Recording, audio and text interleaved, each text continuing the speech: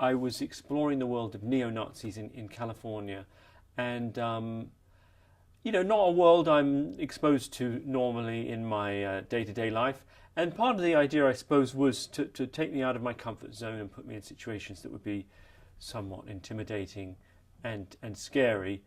And perhaps the best example of that in the show, and therefore maybe the most powerful moment in the show, was when two skinheads, in fact, a skinhead called Skip, who's got some skinheads around him. We're at his house, and he decides that I'm Jewish and that I'm hiding the fact that I'm Jewish from him. And he's had a few drinks, which is so he's become somewhat inebriated and a little bit irascible. And I think I can disclose this now, I think, without fear of judgment. I'm not actually Jewish. I have no problem with being identified as Jewish. It's just not a factual statement.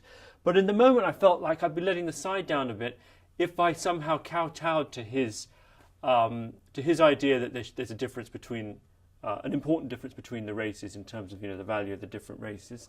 And so I thought, well, I'm not going to tell him. And I suppose like a little part of me was thinking, if I say I'm not Jewish, A, I look like I'm pandering to him somehow, and B, as a program maker, there's a part of this conflict that is helpful for this episode to work. I mean, at the time I was aware that I was scared, but when I look back now, you can see me shifting in my seat, and there's a moment when Skip says, all right, turn off the camera. And I evidently appear to think that he wants the camera turned off so that he can then beat me up. And the wonderful thing is, it's actually quite funny as well. Like my wimpishness, in a relatable way, because I think I had every reason to feel nervous. Is I think very human.